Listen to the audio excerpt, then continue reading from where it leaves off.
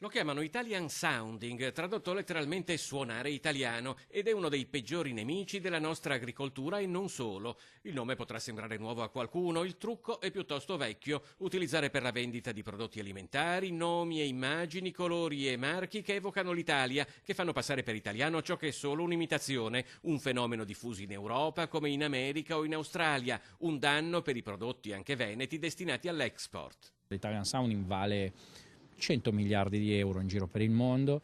Noi stiamo facendo una guerra senza quartiere sull'Italian Sounding. Abbiamo il CQRF, che è un dipartimento del Ministero che sta lavorando solo appunto, sulla valorizzazione e soprattutto sulla tutela dei marchi made in Italy.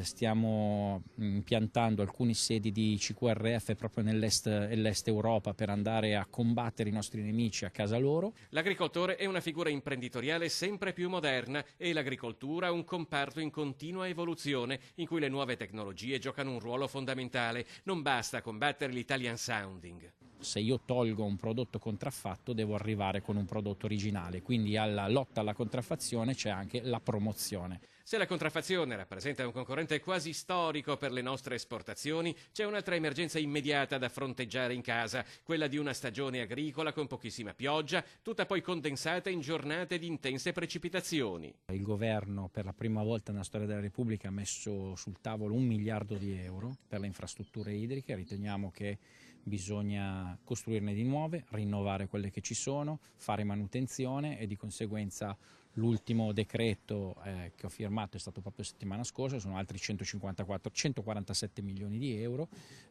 fondi che arrivano anche tanto al Veneto perché ha una buona capacità progettuale e quindi permetterà al mondo agricolo anche di poter avere delle risposte.